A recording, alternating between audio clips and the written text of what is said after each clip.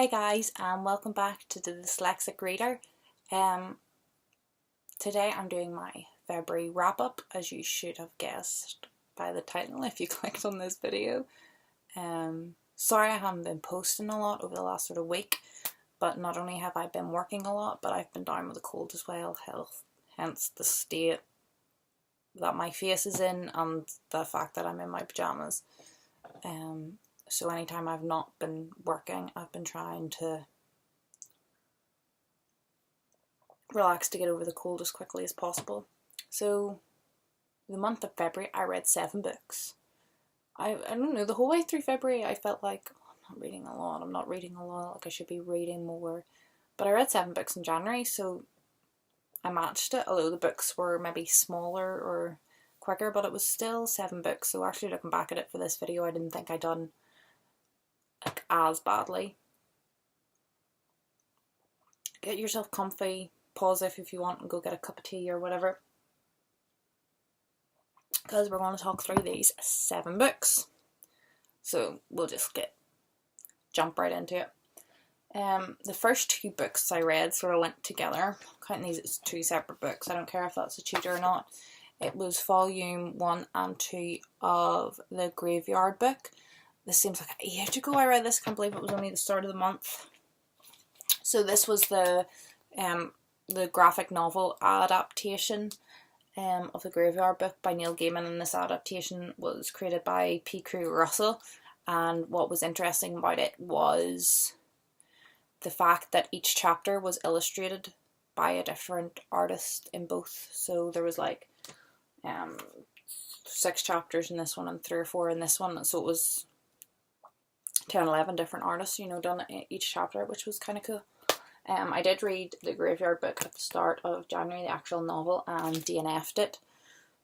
So I attempted these, but I have a whole other video of that on my channel if you want to go and look at sort of novel versus graphic novels, and I talked about these specifically as well as the actual novel of Your Graveyard Book and how I commented them. But I think I gave number 1 3 stars because I thought it was a bit slow, and number 2 4 stars. For me, 1 star is couldn't finish, 2 is I finished it but I hated it, 3 is I finished it and positives and negatives sort of went out, 4 stars would be more positives than negatives, and 5 stars would be like all positives and no negatives. So that was a 3 and a 5, or a 3 and a 4 for me for those 2. The next book I read took me ages to get through. I think I took all about 2 weeks to read this book, and I think that's why I felt like I didn't read much in February, because I didn't feel like I was making much progression. It is a larger book. I can't remember how long it is. Well, it's like 400 pages, but like it's a big book. Like it's big pages and very text heavy.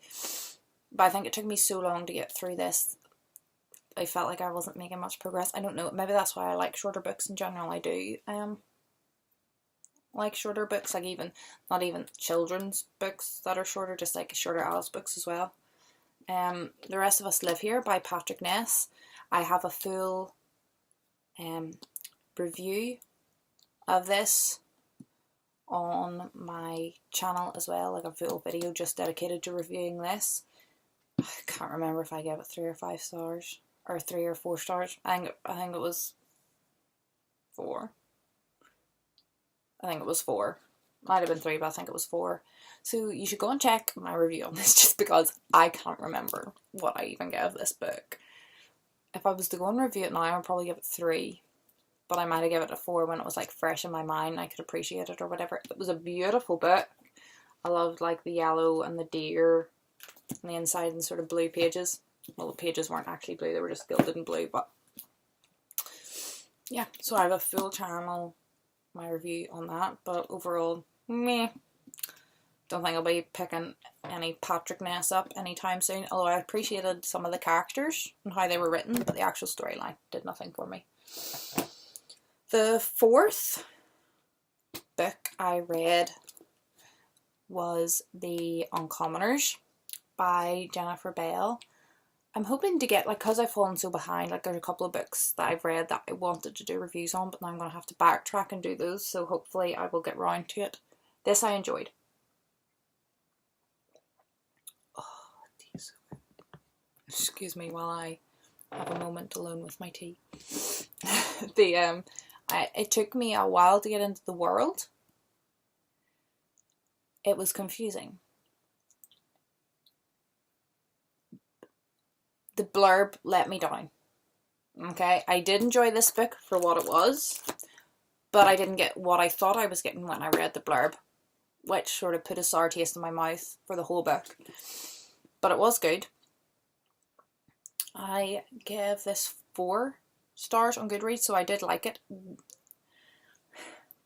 It was almost a 3 for the blurb, but I decided maybe not to take that into consideration. And I just finished the book one, obviously, when you review it, so like the story was fresh in my mind, but the blurb, like everything that they say in the blurb happened, but the way it was worded, it made it sound like it was more of like a mystery.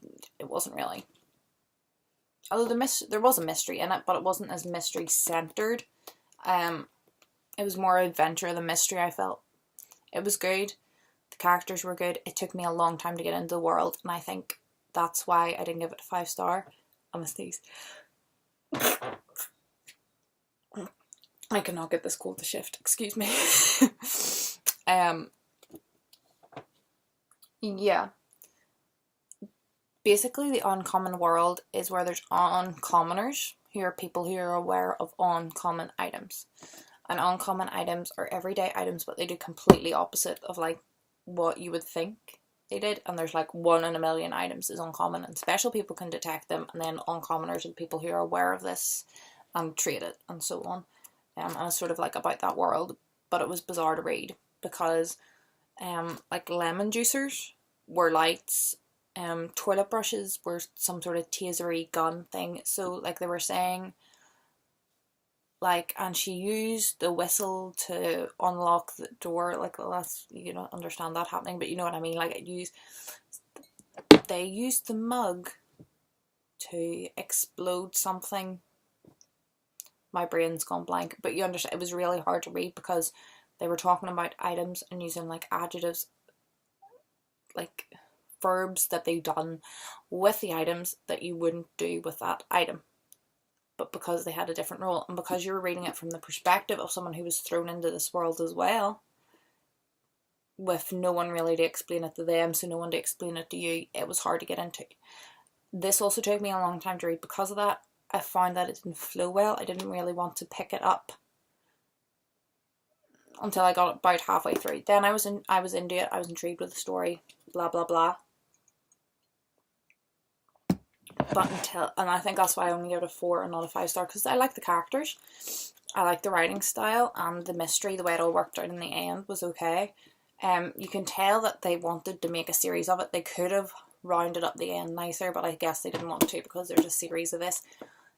If I was to see the second one in the series in the library, I'd probably pick it up, but I'm not going to go hunting for it, sort of way. So I would say this was like a 3.5 if I used half stars, but I don't. So I decided to bump it up to a 4 because I enjoyed the characters and I thought the mystery was well done. While I was reading that, I was reading another book at the same time, which I normally never do. But it wasn't 2 novels. It was I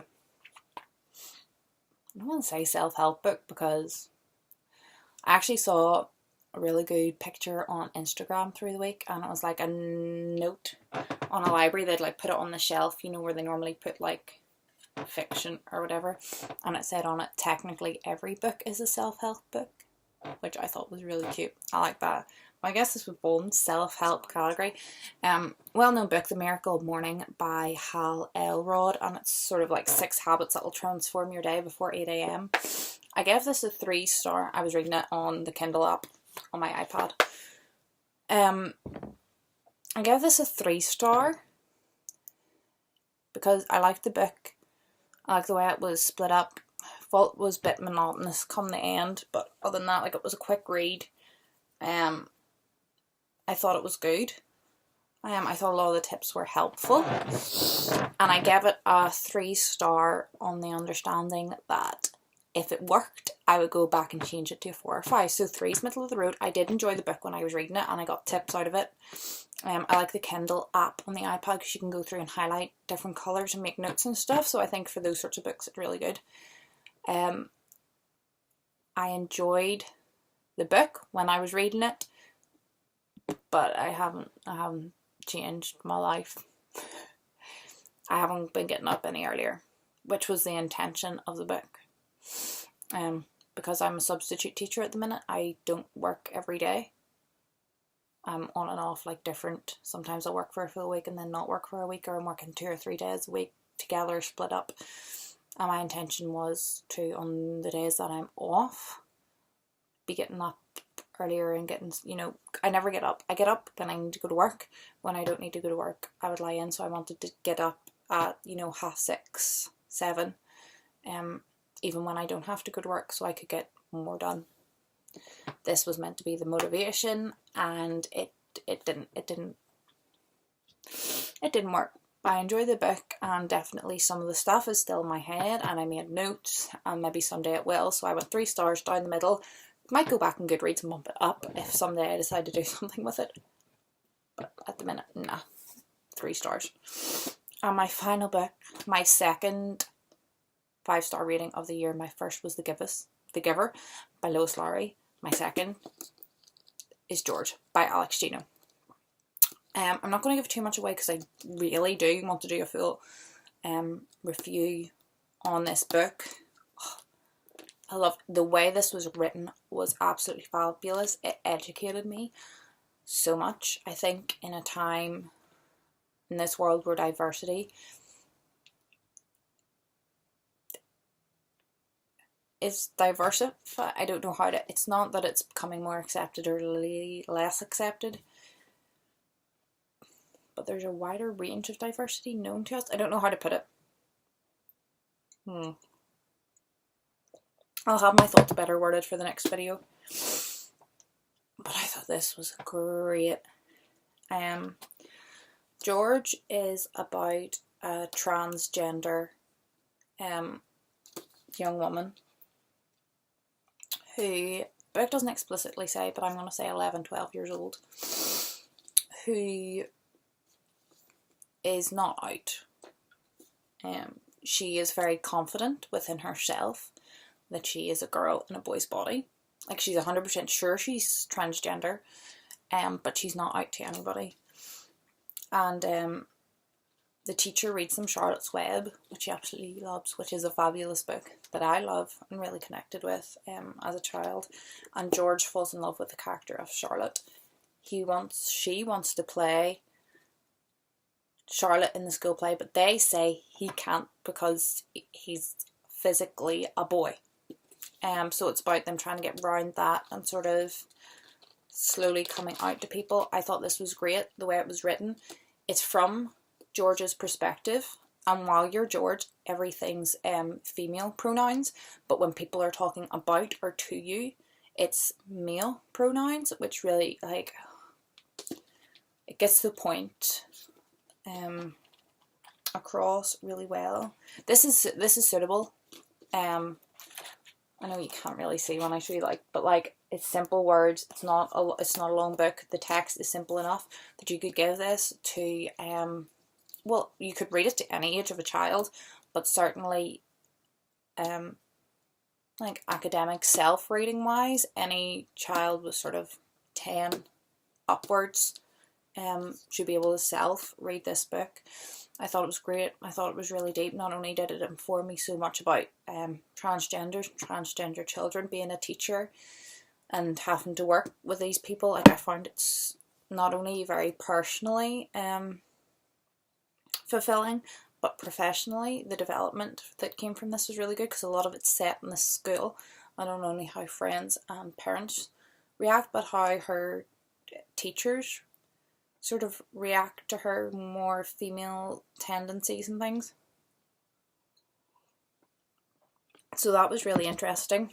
And also Alex Gino, the author of this book, is genderqueer, which means that they do not feel female or male, and they don't like female or masculine pronouns. They prefer they and them. So it was really interesting. I looked up a bit about the author as well, and sort of learning about genderqueer as well as transgender was was really great. I really loved it. As a story, it's great as a story. Forget about the transgender sort of aspect in this. The story is fab, even if it was just about a little boy or a little girl going on the story. It's fab as well. The book is beautiful. I think the cover is fabulous. It's so eye-catching, and it's worded in such a way no one could disagree with this. I like the ending. I'm going to do a full video on this. I don't want to give it away. The ending isn't left, right, I've come out, yay. The ending was, shit, I have a big journey to go on. And it's sort of left like this. This is going to be hard work, but this is what I want. And I think it was really good. So I've just realised it was 6 books I read this month, not 7. I've started my 7th, but I haven't finished it because it is a big book. Really, that's it. I'm reading Inkheart by Cornelia Funk. And I don't know, quarter of the way into that or so. So that'll be on my March wrap up when I get that finished. It's a big book though. So we'll see how March goes reading wise. I'm hoping it'll be better than February. Although I've got to remind myself that February is not, well, it only was a hectic month, but I was sick and it's a short month as well, you know. It was about 4 days, which you could have got easily another book in 4 days, I guess. And if I didn't read such a big book in the middle of it, that Patrick Ness book took me ages to read. Well, this is a long video already. If you stuck with it this far, props to you, mama, because you've done well. I don't think I could listen to myself for so long. So yeah, thanks for sticking around.